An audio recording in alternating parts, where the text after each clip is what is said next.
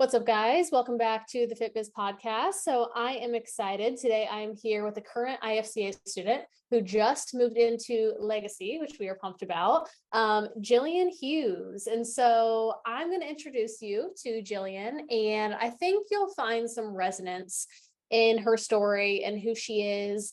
We'll do, if you've listened to any of our other kind of student success highlight podcasts before, we'll do this in a similar fashion, kind of just talking about where Gillian was in her business before, some things that held her back externally, internally, what her challenges were, how we overcame those things, all just in a hope to help you along your business journey. But real fast, I'll hop over and kind of introduce Gillian, who she is. So she's the founder of Momshell Method Fitness. She was a critical care nurse for 12 years before beginning a full-time career as a fitness coach. And she's been working in the space since 2013.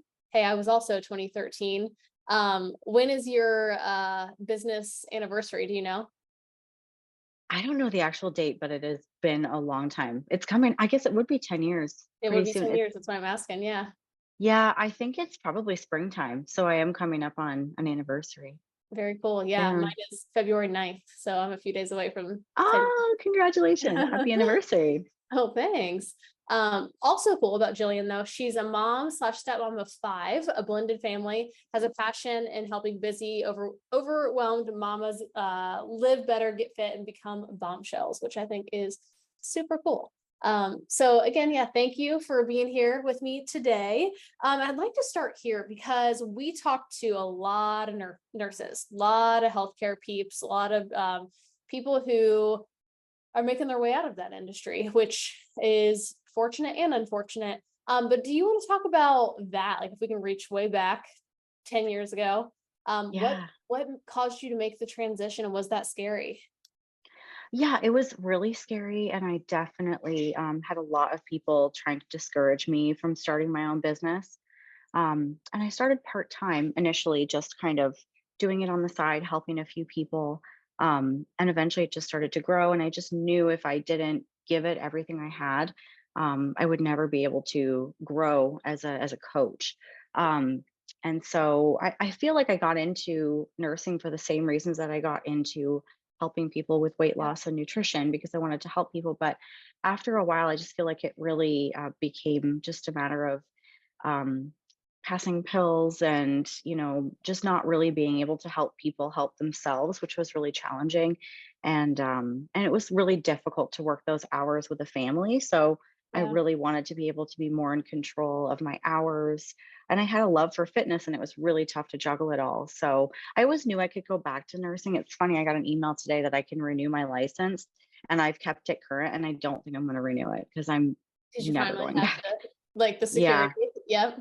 I mean, it was a great career to get started. And I'm proud to have learned everything that I did, but I just realized very soon that that's not my personality. I'm much more of an entrepreneurial style with my just what I want for myself and my career. Yeah, yeah, absolutely. I talked to so many people who say that, and it's always a nice thing at first. It's like, okay, cool, I can go back to this job if I need to. And that's what I always kind of walk people through when they're so scared to try something else. I'm like, well, what's the worst case scenario? Well, I'd go back to this job. Okay, so the worst case scenario is literally you're going to do what you're doing right now, so why not try, right? Right. Yeah. Right. So I want to touch on this. So you started IFCA, what? It's been about 3 months or so since you've been with us? Yeah, I started in October. Okay, cool. So you'd been in business for almost 10 years prior. It's not like you were a brand new business or anything. Why don't you talk about where you were before IFCA in terms of how many clients, what did your revenue look like? Kind of how are you doing things? Well, I mean, it was a big hot mess for a very long time. And probably about 5 years ago, I got myself into some sort of like tax issues because I hadn't been keeping very good books, and it was very scary, very eye-opening situation. And I was able to navigate it and sort of become a better business person. But I realized then I needed to get more organized. And I really did a lot of everything. I would take anyone, I would write a diet plan, I would coach them for a bikini competition. I would do seminars, like just anything to be in the space. Uh-huh. And I would never, ever keep a wait list. So I've had as many as 100 clients. I've had as few as 30. And I just started to get where I just needed to really streamline what I was doing. Mhm. So I started reading books, kind of doing it the like least expensive way and try, Mhm. very much like I can do everything myself. And I just realized that, I was never going to be able to scale the business without some help in cleaning up my systems. And I was starting to get more clients again, and trying to juggle that with 5 kids was really difficult. Yeah. So I Yeah. hired a coach. This was like last April, and it was a hot mess. I'm so surprised she's still here. Now it's great. But the fact that she hung on and I had no systems in place, like I was so unorganized. I could do the job, but to train anybody else to do it the way that I was doing it was such a mess. I've I been was there. stressed, she was stressed. I needed her. And it was just not working. So yeah, I had listened to your podcast for like years. And I just hoped I'd get enough nuggets that I would really be able to apply the things that I was learning. But the fact remains that I was just too busy to really Yeah. just figure it out on my own. So it was the podcast with Casey Ship that sold Okay. me, because I've known her for I need to years reconnect through. with Casey. It's been a while since we've chatted. Yeah, I like love her. I've always Yeah. loved her. I just knew her from competing. And so when I saw her name in like the little show notes, I was like, "Ah, that name sounds familiar." And she had like mentioned like several of the books that I had read and just like her business model. And she's so like just, very to the point. And I'm like, that's it. Like, and she said in her podcast, like, I wish I had you guys 10 years ago. And I'm like, what am I waiting for? Like, I Yeah. can't afford not to do this. So that was kind of the trigger switch for me.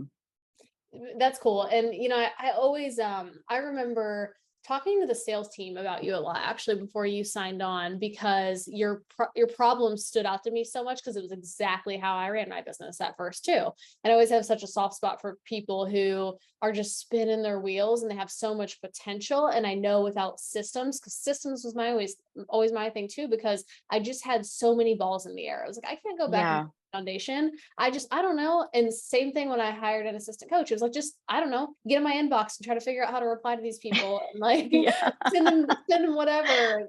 Right. I don't know how to make this any better, because I'm very entrepreneurial, so front of the business. And I was just like worried about like all of that.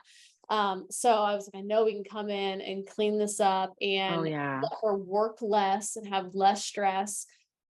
So maybe let's talk about that. Where were you revenue wise then, and where are you now? And kind of how much were you working then? How much are you working now? Like, what's it all look like? Well, I like to work. I really do. I've had a job since I was like 14. Like, I'm very uncomfortable when I have a day off. Like, I just like to be busy. I'm always like I working feel on yeah. something. But I still feel like I can give to everybody. I'm just somebody who like I just have to pour from that cup a little bit like every day, because it's just what I'm passionate about. Mhm. But I mean, when I was, coaching 60, 70 people, and then my assistant coach was coming on and I was trying to train her. I mean, it was all day, all night. Um, Never putting my phone down, afraid to like put my phone down, because what if somebody quit? I needed those clients because it was very much like high volume. Mhm. But I mean, if we had a 10K month, it was a good month. Yeah. And that's before I paid her and operating expenses, Mhm. and just working my butt off. And I remember like my husband's in sales, and he listened to me on a sales call one time, and he's like, "Why aren't you making more money? Like, you are so good at sales. Like, I wish you'd come work for me." I'm like, "Well, that would never work. I could never sell cars." Um, but I don't think I realized like how to sell. I just, I just wanted to help everybody, and I thought that would be enough. And so now, I mean, things are completely different. I'm still coaching. I have a roster that's significantly smaller than what it used to be, but I definitely used to believe that I had to coach everybody, Yeah. and I don't feel that way anymore. I still love to do it, and I love to Right. coach, but I can't do all the things anymore. So that was a mindset shift. Like, I remember my first chat with Lacey. She's like, "How many clients do you have?" I'm like, "Well, I'm at 50, which is like really low." And she's like, "We're gonna shoot for 20." I'm like, "What? Oh Yeah. my, I'm gonna be so poor. I don't know what I'm gonna do." I've always had so many. So I mean, so many things have changed, and Yeah. it's so fast too. Like, I think even within the first month, I was like, holy moly, like I can't believe the growth in 4 weeks. Like, it was insane. Yeah, I was just looking through our client wins channel, and your name has been thrown in there a lot. And I think Yeah. you had sent Lacey something like it was in November, so it must have been right afterwards Yeah. where you hit a 10K month. And then where are you at approximately now? Well, January was funny. It was very unsettling because it was very what felt slow. Uh-huh. Because we had a Black Friday launch, brought on a brand new coach at the beginning of October, or November, sorry, and did a Black Friday launch, and it was so. I mean, we grew so much that month. Then I brought Yeah. another coach on in December, so Oh it was wow. really, really busy. And then January was just kind of like a bit slow, but I had, so many people on contracts that Yeah. I was getting revenue, but like it was just different. And so January we closed at like the highest month that I've ever had, which was 27K. That's amazing without having to stress about bringing a bunch of new clients in the door. Yeah. Right. Yeah, we didn't bring on as many in January as we did in December. So I looked at it and I'm like, can this be right? Because it's so different. And that was really exciting, Yeah. to see that. I couldn't believe it. I was like, how is this even possible? And it So just compounds from here. Did you make any changes to your contract structure? Like before, were you bringing people in for 90 days, and are you doing 90 days now, or how has that changed? it was so terrible. I mean, now that I think about it, I wasn't helping anybody. Now I look at it so different, like I look at Yep. pricing and everything. I think it was like an icky feeling before to be like asking people for money. And now I don't feel that way because I feel like when I was charging like peanuts, I was doing people such a great disservice because they just had less skin in Absolutely. the game. Yep. And people, when I did restructure the business and talk to them about how things were changing and did they want to kind of transition to doing on their own, or did they want to come over to the new way of doing things with a higher price point? And a lot of them really said, like, I just really liked you, and like I was fine paying the money, it didn't cost that much, so I just come and hang out. And I'm like, oh my Yeah. gosh, like I wasn't really helping like I thought I Yep. was. So yeah, now we have a 90-day metabolic reset system.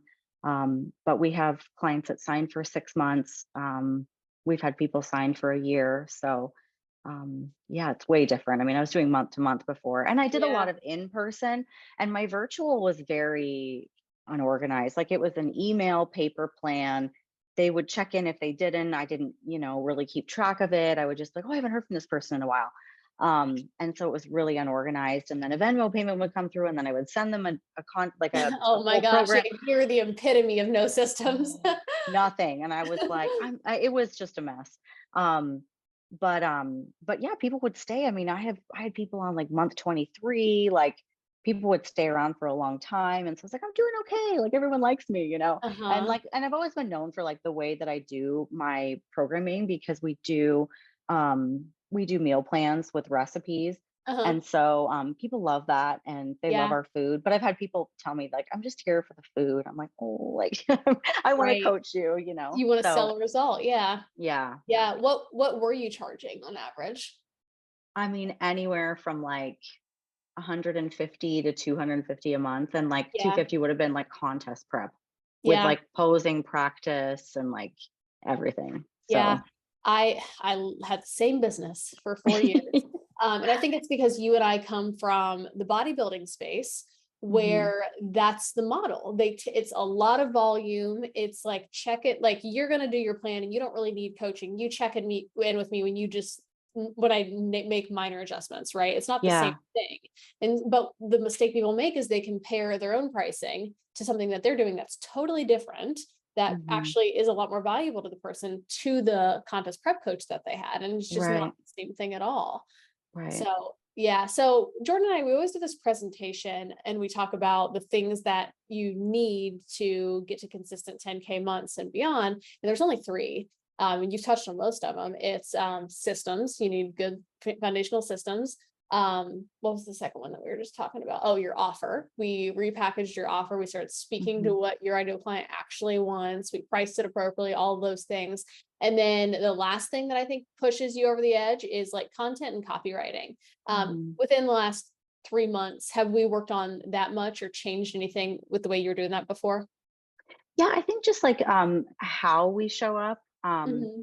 So, sort of having more of themes of the things that we're preventing or promoting. Like we've got social proof and lots of testimonials and such, and just really gearing all of the things that we're putting out there to be more towards um, like solving problems instead of like, which a lot of people on social media that like they'll look at me and I think you'll hire me because I look like I know what I'm talking about, which is Yeah. kind of hard. I do have a background in fitness modeling, so that transition, I think I got clients pretty easily in the beginning Mhm. because people are like, "Oh, she's in great shape and she's a mom. Like, I'll Yeah. hire her." But I knew I could offer more than just that, and I wanted to be able to have something a little bit more personal.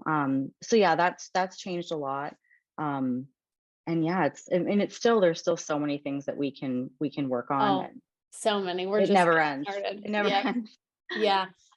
Well, the second part of that presentation, Jordan and I always give, there's like the three things that you get you over 10K. And I feel like you've got those now pretty good. Content copywriting. You've stayed in the industry for 10 years because you were able to show up online and do those Hmm. things. I think you're making an awesome transition now that's going to help pull Jillian as the person and separate the brand. And you're going Yeah, to start to sell the company, sell the results a little bit more than, like you said, the feedback was like, you look awesome and you're a mom. I think we can pull you up to the CEO position where it's like this business really isn't dependent on me or what I look like or having to show up in any certain way. But then to get beyond those 10K months, say to consistent 30 to 50K months, it comes down to things like hiring and leadership, which you're yeah. stepping into now.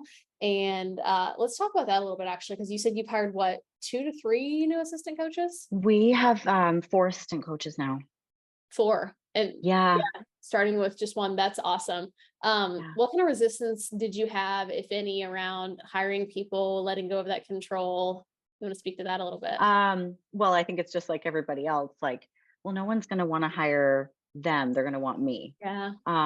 So, I don't really feel that way anymore because I have so much confidence in my coaches and I always did.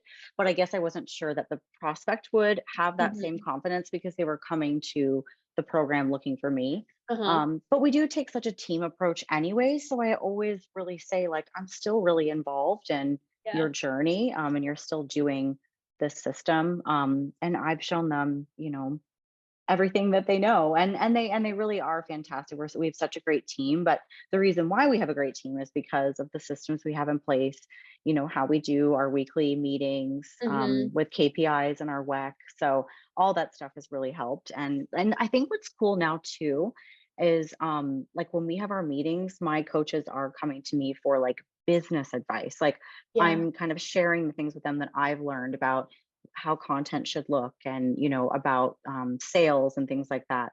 Client satisfaction is really important, and how that leads to our financial goal and stuff. So Yeah. they see the big picture. They're not just like a trainer working at a gym, like Yeah. showing people how to work out. Like they really want the business to grow too, which is super cool.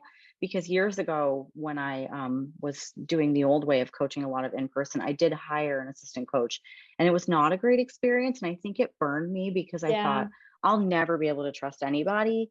And, Hmm. I had no contracts in place. I didn't protect anything. It was such an awful situation. And I thought, I'm never doing this again. I'll just work by myself. So it took a lot for me to get around that and just really trust people. But these girls have been like, I couldn't do it without them. Yeah. Man, it sounds So like you're kind of a natural leader. It sounds like you really like this CEO role. Is I that do. accurate? I'm just like kind Yeah. of trying to I'm trying to sort of, step away a little bit from more of the direct coaching and really embrace the CEO, but it'll Yeah. take some time, I guess. I love when people lean into it. The only thing that ever Yeah. prevents us from leaning into it is usually just like the same things that prevent us in the beginning of starting our business: fear and imposter syndrome. Who am I to have Yeah. a team? I've never done this before, all of those Right. things. But when I can get people to turn that corner, and make leadership such a collaborative approach, and Hmm. everything you were just saying makes you a good leader. About I share the goals with them, and I share, the revenue projections and targets, and we have our KPIs, and it fits into the whole picture of who we're trying to help. And that's what people stick around for more than a paycheck. People want to be a part of something, and it gets really Right. rewarding when you see it all come together like that. Yeah, totally. And it's something you had said in one of your podcasts. I think it was like 10 things that maybe surprised you. And one of them was that people like to be held accountable. Oh yeah. And I really thought about that when I was talking to the girls about the KPIs in the WEC, because I didn't want them to feel like this was me, like checking to make sure they were doing their job. I'm like, this is for Hmm. you guys so that you can level up and bring leads in, because leads bring you guys money, and Yeah. all these referrals are good for you guys. So this is all just, to benefit you. It's not for me to evaluate, are you doing your job? And they're like, oh yeah, this is really cool. Oh So yeah. People it want to everybody know, does. they want to know they're doing a good job Yeah. more than And they anything. want to be held accountable for sure. Yeah.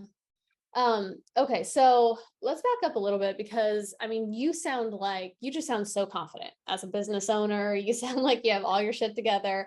But I'm sure that probably wasn't always the case. And even though you've jumped into IFCA with both feet, you've done so much stuff.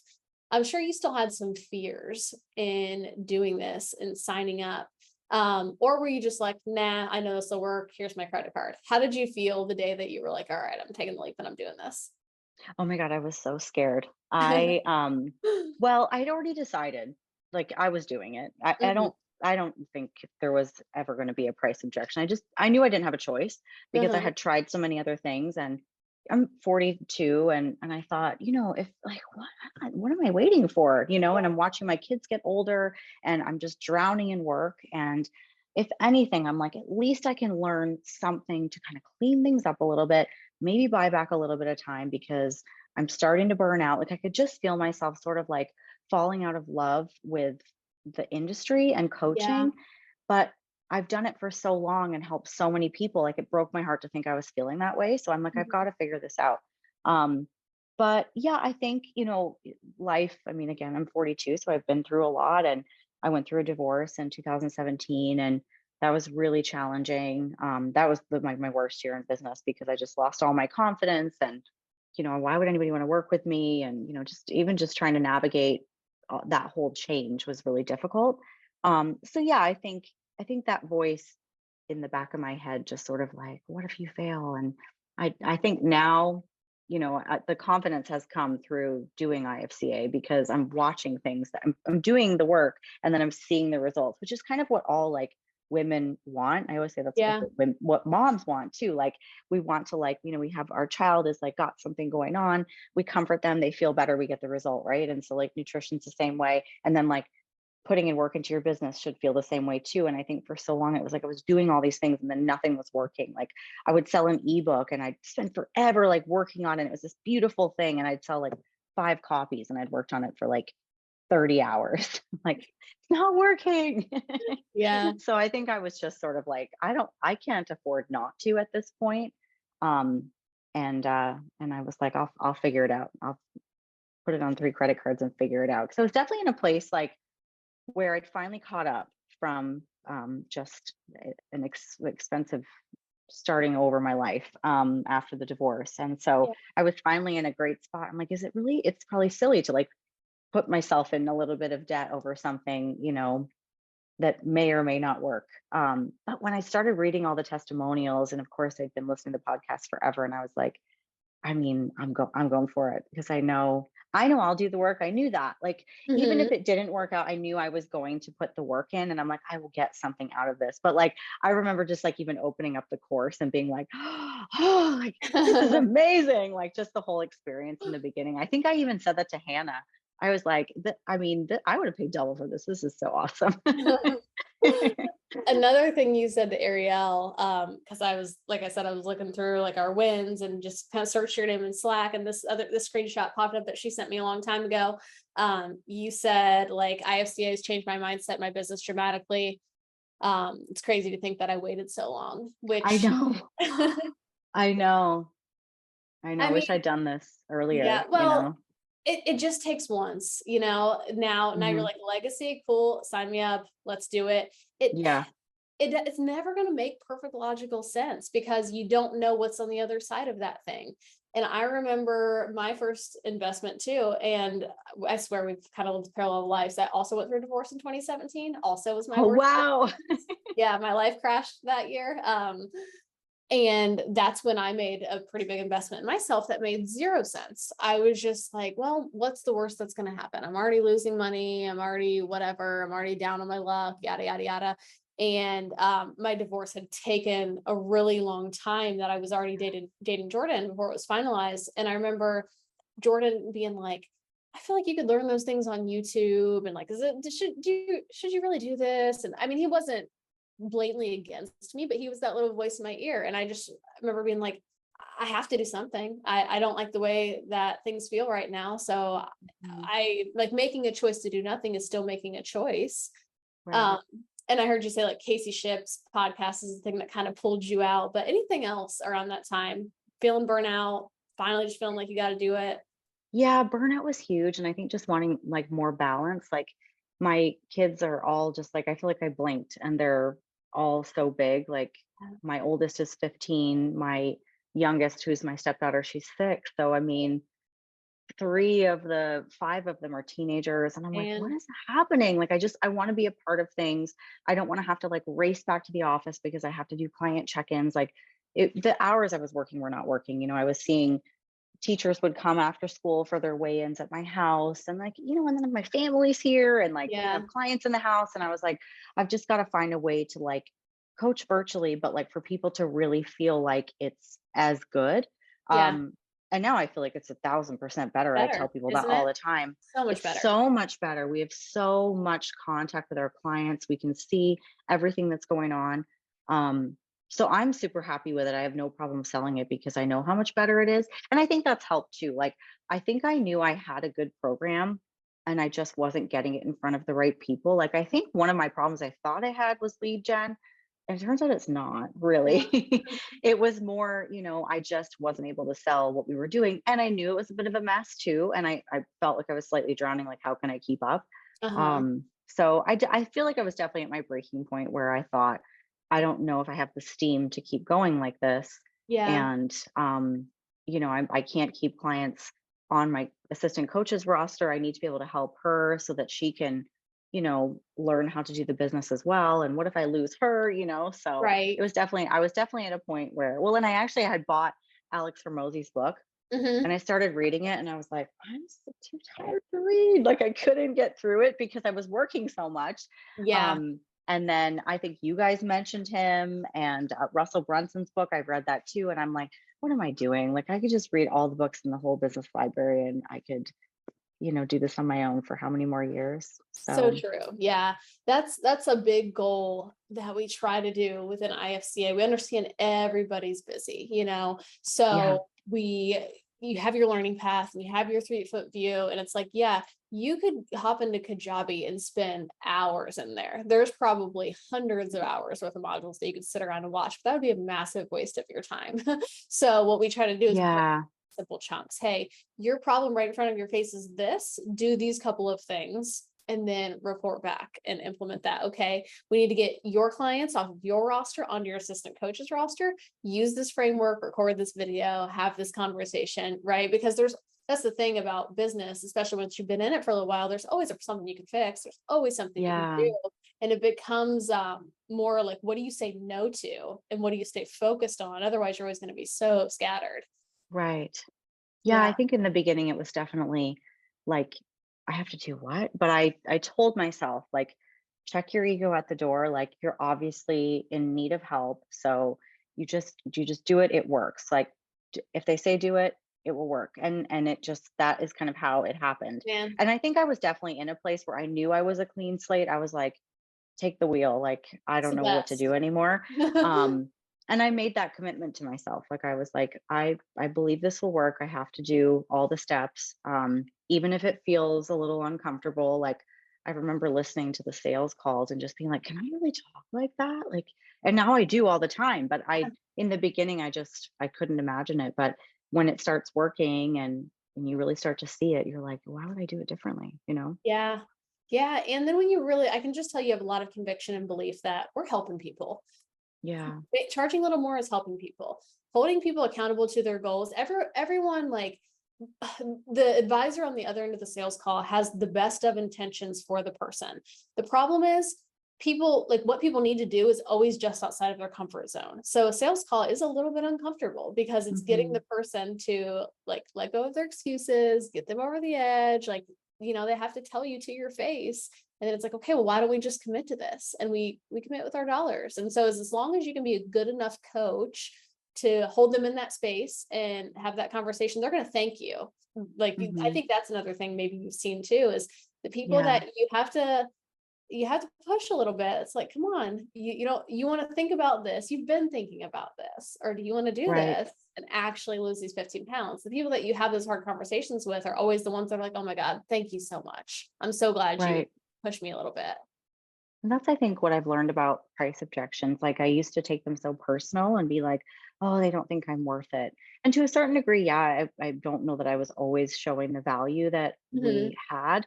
But I think a lot of times that is just coming from the person. Like they've tried so many things. I mean, I talk to so many like broken women. Like my Yeah. heart breaks all the time thinking about the things that they've been through and the stories they tell me. Like I'm a stranger on the phone and Right. they'll, talk to me about what they've been through. And I just think, oh my gosh, like I have to help this person. Yeah. And when they sometimes will, initially they come into my inbox for like, what's the price? Like they don't even want to tell me Yeah. anything. They're just so focused on the dollar. And when I get them on the call and we really look at like, wow, they've really been through a lot, they've failed a lot. And so they think they're going to fail at this too. So why Yeah. would they invest in themselves? So that's That's what hard it to get always around. is. But yeah, it's been eye-opening to see it that way because I don't think I saw it that way before. I just took it Mhm. personal and I was like, "Oh, I clearly suck." Yeah. So I don't see it that way anymore. Yeah, rarely is it actually price. It's like, I don't want Yeah. to gamble with this money. I don't think it will Yeah. work. So I don't have money to waste because nobody does. But if they really truly believe this was the solution, then it becomes up to us as the business owner to show them the value. Um, Yeah. so I want to wrap up, but I have one final question because I just think it's really cool that you have 5 kids and you're doing Yeah. as a brand new mom. That is amazing.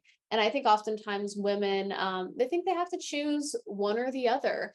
What would you say to a mom who has a passion for fitness and wants to do something like this and help other women, and still have kids and be a good mom? Like any advice you'd give her? I just think you have to figure out like what's really important to you and think about how how that affects your family. Like I see so many people that they prioritize everything over themselves, and I don't want to ever be that person that puts myself ahead of my children or my family, but I've always thought that if I take care of myself, I can do a better job of taking care of them.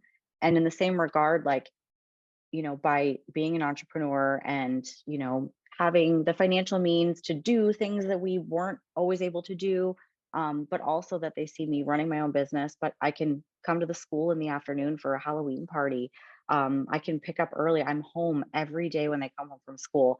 Like that was super, super important to me. So I think time is always going to be a struggle. Like nobody has time. Mhm. Even people who don't have children. Like I think, what the heck was I doing when I didn't have kids? Like why was Oh. I so busy? What was I doing?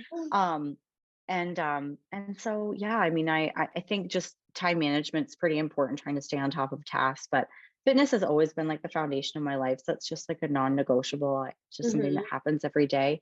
But I think that in my business, what I really want to do is like be that hero for someone who doesn't think that they can. Like I want to show them that it can be done and it's totally worth it. I mean, I looked up to women like that like my whole life, just these boss babes, and it inspired me so much. And so I want to be that for my kids and for other women too. I love that. I was selfishly kind of asking for myself as I'm trying to learn and balance this new world. But I know that so many women struggle with that. So I really appreciate it. Jillian, you're awesome. I can't wait to see what you Thanks, continue to girl. do. And we've got you for the next year. Will you be at the Legacy Retreat? I don't think so because it was too soon for me to be able to book Yeah, it. that's So, okay. but We'll see you at the the next next one, one. yeah, Yeah. for sure. I Well, can't wait. awesome. Well, why don't you tell our audience where to find you if you don't mind? Sure. So my personal Instagram is STL_momshell because I'm from St. Louis. And then my business page, which has all of our testimonials and such, is momshell_method_fitness. And I'm also on Facebook as Jillian Hughes. Cool. So Jillian with a yeah, G. Gillian with a G. Yep. Awesome. Thanks so much. Thank you for having me. Yeah, we'll see you next time, guys.